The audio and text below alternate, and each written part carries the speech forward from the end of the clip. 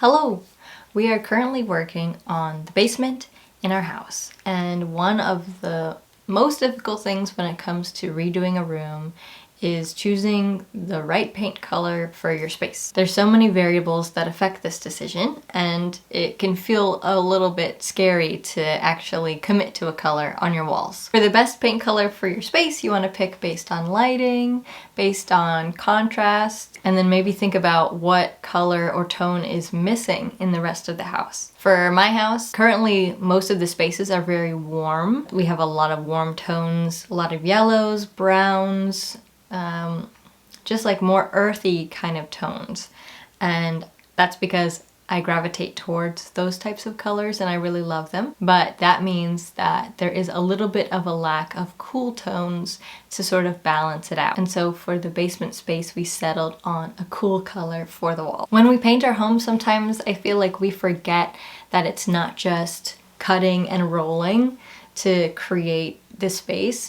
The prep is really so important to help your space not to look like it got the landlord special. The previous video was pretty much all prep for starting our basement makeover, and that wasn't even all the prep that we had to do. So in this video we have a tiny bit more prep before actually starting the paint color, but it's so important to not have all the weird little gunk on the walls, and that's why sanding is so important.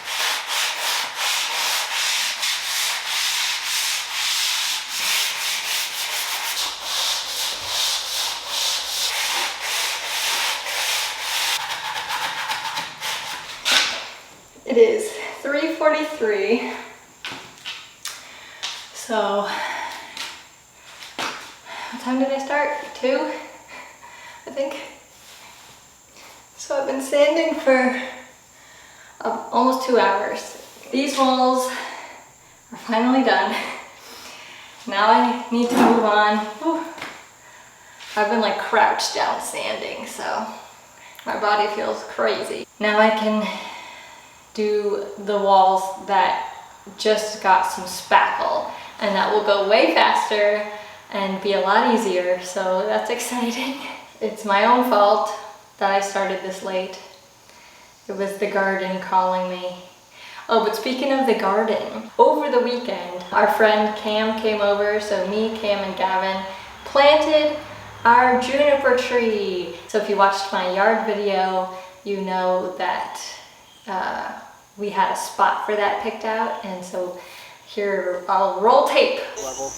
Out of the way. Just skimming the grass, basically.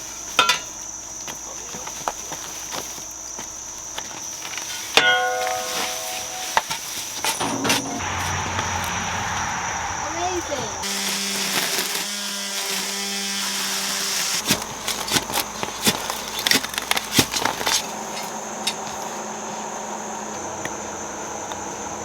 I think that we want to have it right in the middle.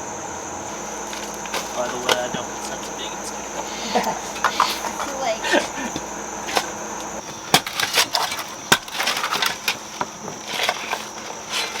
Like if you put it over, then cut the hole out, drop it, then fill it back up, and that's it. Oh.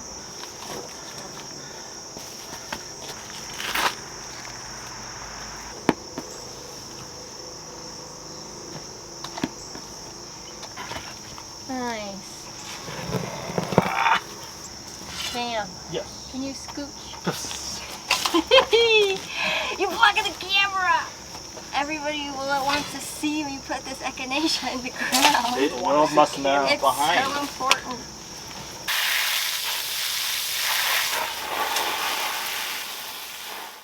It looks good, right? I'm excited to put like the mulch and everything down to really finish that little garden space. Before I sand all the other walls, I need to clear stuff out of here so that the dust doesn't get everywhere and on everything.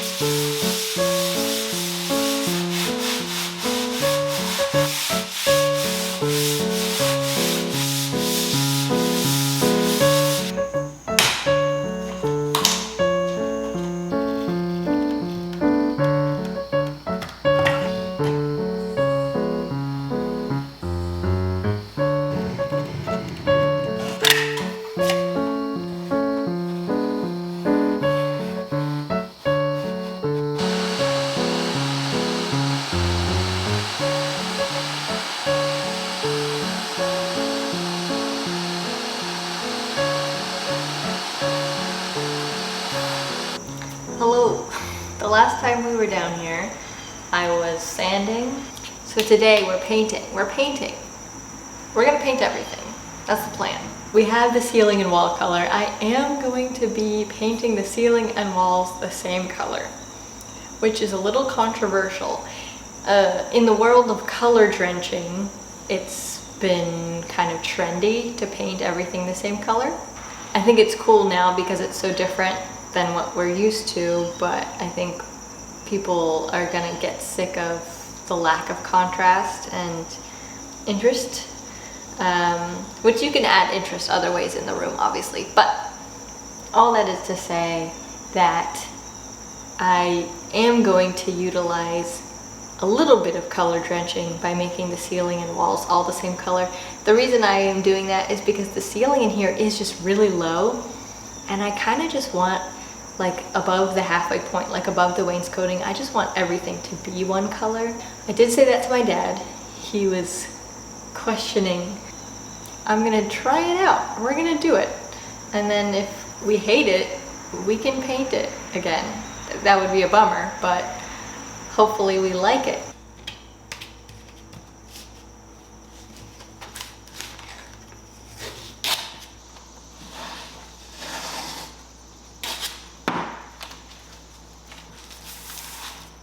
Here's the color.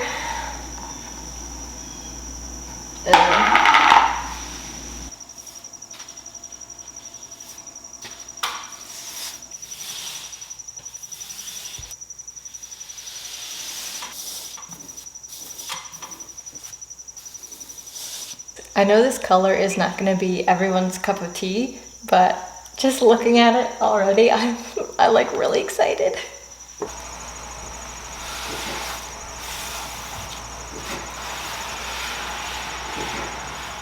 So you may have noticed that I did not swatch any of the walls or the trim. And I've mentioned this before in some prior videos, I think, but I am not a swatcher. I do not swatch my paint samples. And I'm not saying that you shouldn't swatch. I think swatching is a good thing. It's nice to see the paint on the wall, on maybe the different walls with different lightings, and look at it throughout the day. But for me, personally, it's two reasons. And the first reason is that I just don't feel like it. I don't want to. It takes time, effort, and I don't feel like it is worth the time and effort for me. It's worth it for sometimes, for some people. If the first reason was the only reason, then it would be bad. All round bad. But because of reason number two, the paint color is the base, right? It's the foundation of the room, but it isn't everything that's going to happen in that room. It's like if you're cooking, you know, a soup, you've got your stock, and that's like the base of the soup. That's how wall paint feels to me. It is important, and it makes the final result really good, but you're gonna have so many more things in there to think about and to make it the best. Like, if we're going back to the soup metaphor, you know, you're putting carrots in there, you're sauteing onions and garlic, putting those in there, you're adding so many spices, so many ingredients, the meat, you know, everything that should be in the soup to make it the final soup that is a delicious thing that you're presenting. Nobody is, well, I shouldn't say nobody, but you're not serving a soup stock to someone as a meal. So my point is that paint is like that. It's the base, it's the foundation, but then you are layering so many elements on top of it and creating a room with like real things, three-dimensional things. You're covering the wall with art, you're painting the trim.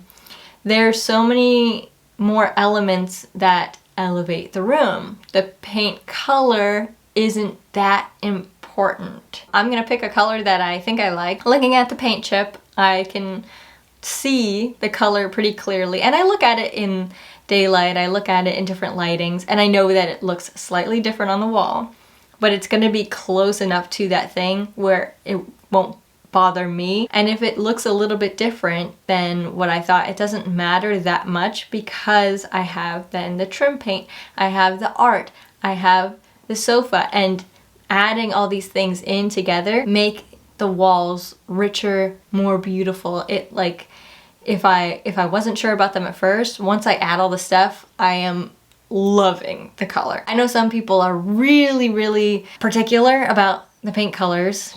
You know, you got like 6 types of beiges painted up on your wall, swatched, and you're like, which beige? Which is fine, if that's you, it's okay, it's good, it's good. I'm just explaining why I do things the way I do. It's because I know that I have so many more elements to add that are gonna make it epic. It's gonna be the best. And I know I can make maybe any paint color into the best room because I have faith in my decorating abilities, I guess. Designing spaces is something that I enjoy.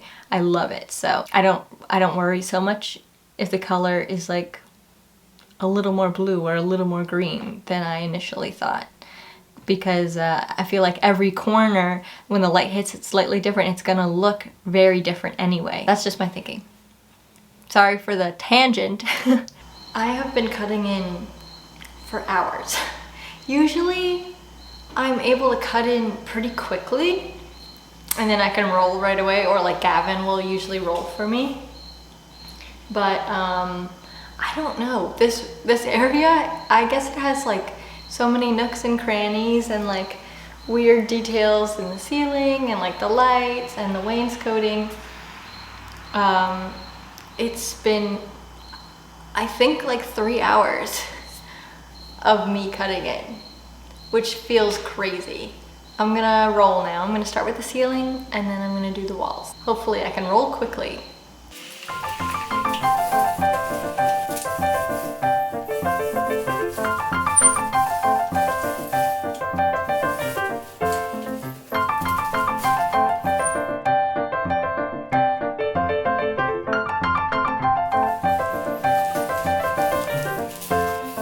Okay, it is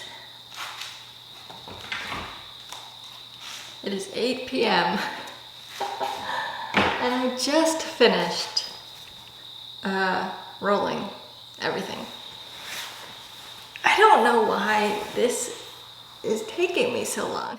So for the trim, I really wanted to go with a complementary type color. When I see this color with a white trim, in like other spaces, I haven't liked this type of color, like a blue-green, but I don't like it paired with white. But one of my inspiration images has this color paired with a red. So these are my options. I think Moroccan red might be my favorite. Good morning, it's the next day. Today is second coat day. Today's Tuesday, so no. Is it? Yeah. Today's Tuesday. So that means that I don't know if I'm actually gonna get a video out by tomorrow. We'll see. Because I also really want to paint some trim and doors so that we can really see the vision. I want to go run to the store right now and get the paint color. Out of these 2 colors, I asked Gavin which one he would prefer as the trim color, and he said Morocco red. So that's what we're going with. I'm gonna run to the store, get this paint. I think for all the trim, I only need 1 gallon. And I'll be back for coat 2 and some trim. Hopefully all the trim, that would be great. Okay, trim paint has been acquired. Morocco red by Behr. We're gonna go so fast this time, so fast.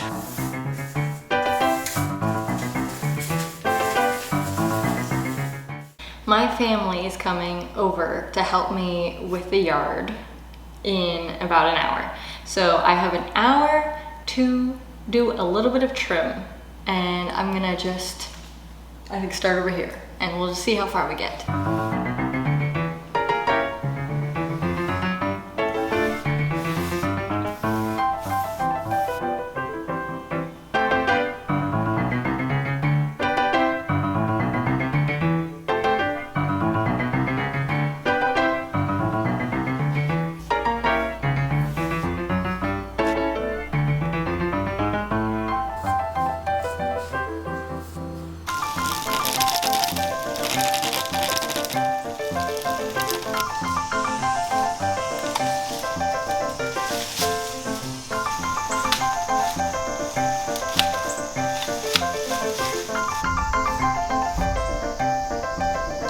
Gavin did this. But there's no video of him doing it.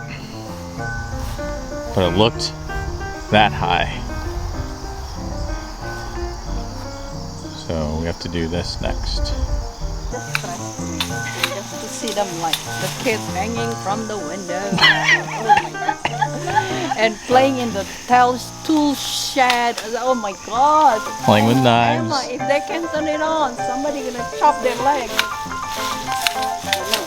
You want gloves, Rosalind? You got some in your armpit? Yep. Okay. Probably the battery charged already by now. A man from the county came by and told us that one of our neighbors complained about the weeds and the taller grass in our backyard. So we had to trim it back and get it more under control by the weekend. So I'm really grateful that my family came and helped us because we were feeling a little bit overwhelmed, but we got a lot of it more under control. Man, yours sounds so washed. And I think I'm gonna get the other one. Just like Faith's making the sound with her mouth.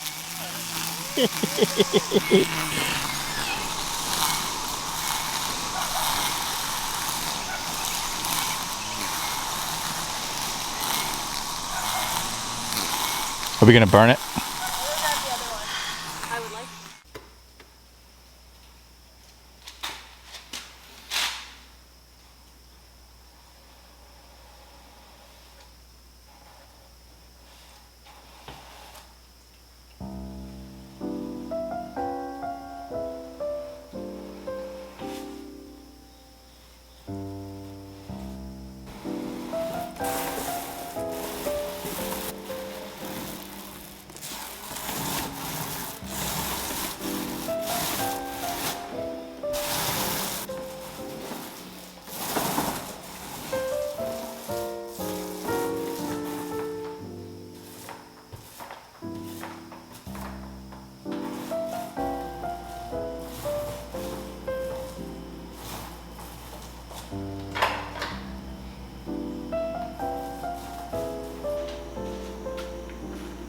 Ta-da! It looks good, right? I know that it's not gonna be everybody's taste, and that's okay, but I am really happy with how it looks. It's so cool.